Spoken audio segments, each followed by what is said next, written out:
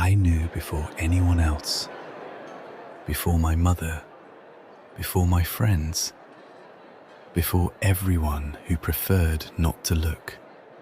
And I did nothing. This is how it happened. My father died suddenly. A snake in the orchard, they said. My mother wept. I believed her. A month later, she married his brother, my uncle, who became king. The shoes she followed the coffin in were not yet worn out. 1 month. The salt of her tears was still on her face, and she was already his wife. And then, on the castle wall, I saw my father. He was dead, and he spoke to me. Your uncle killed me, poured poison in my ear while I slept in the orchard. Avenge me. And I said yes. I swore I would. And then I thought, what if that was not my father? What if the devil took his shape to push me into murder? To kill a king without proof is not revenge.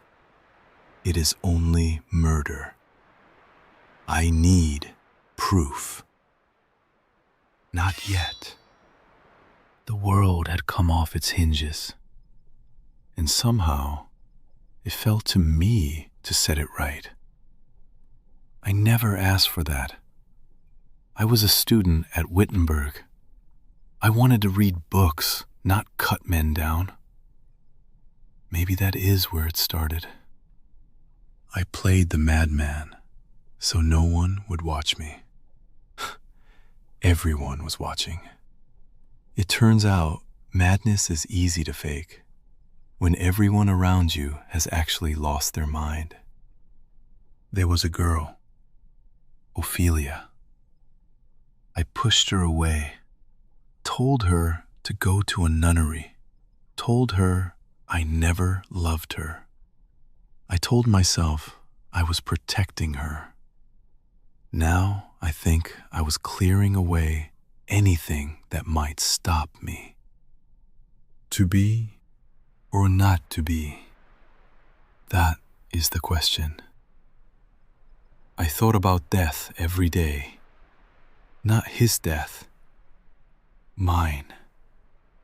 To die, to sleep, and that is all.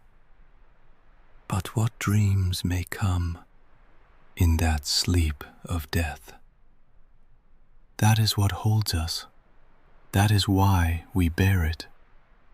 The dread of something after makes cowards of us all.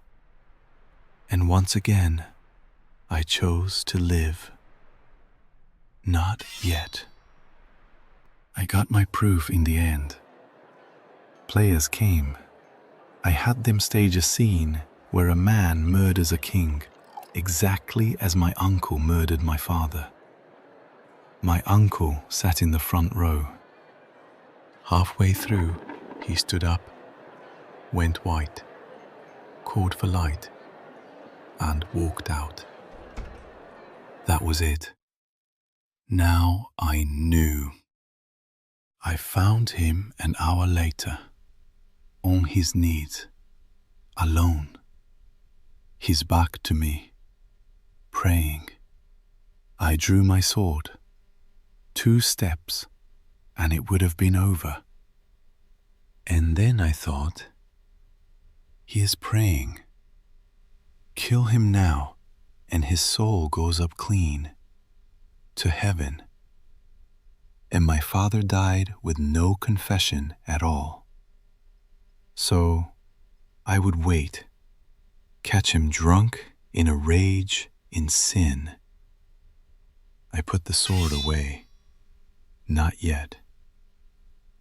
I let him live because I thought his prayer might save his soul.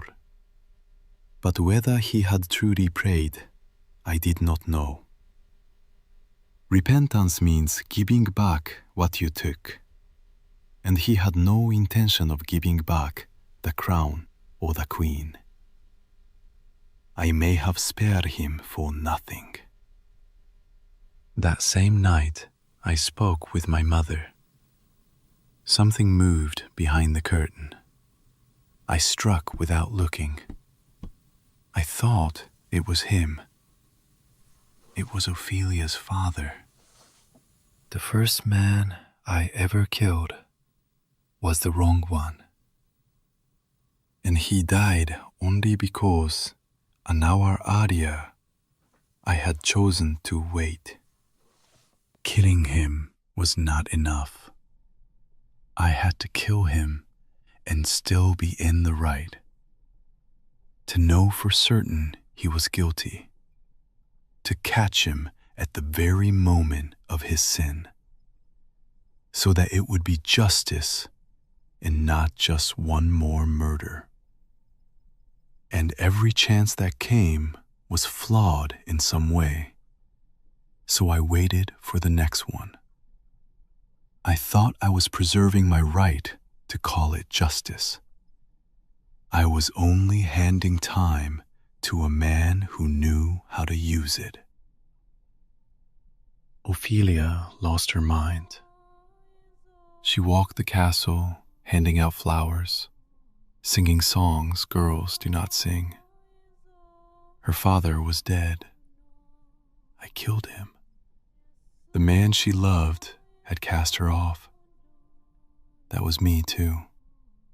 They shipped me off. On the road, I passed an army. They were marching to take a patch of ground their own captain would not pay 5 ducats to lease. Ground with no room to bury them. 20,000 men, I thought, might die for it. For a fantasy. For honor. And I had a murdered father, and I had done nothing. I should have been ashamed. I was. And I sailed for England anyway. That letter called for my death. That night, I unsealed it and rewrote the order. I replaced my name with 2 others. Rosencrantz and Guildenstern died in my place. Notice this. I did not hesitate for a moment. When death stood in front of me and the choice had to be made at once, I knew exactly what to do. I came back. Ophelia had drowned in a brook under a willow. They say she did not struggle. In the churchyard, a gravedigger tossed a skull from the grave. It was Yorick, the king's jester. He carried me on his back when I was 7. Everything left of him fit in my hand.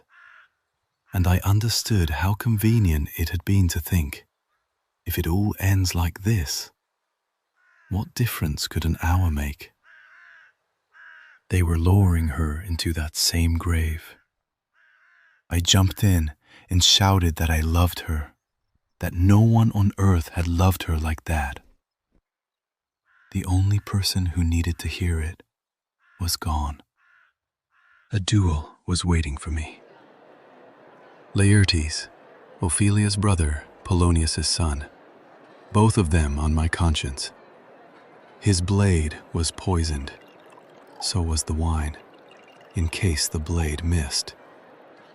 My mother raised the cup to me.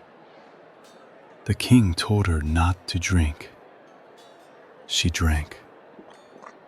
I was fighting, and I did not understand why he went pale. She died before I did. Laertes, dying, told the truth.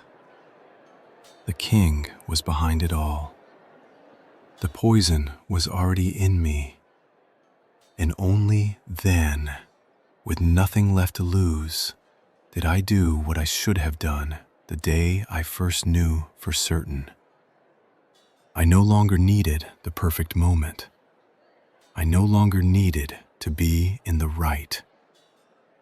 Now, Polonius, Ophelia, Rosencrantz, Guildenstern, my mother, Laertes, the king, me.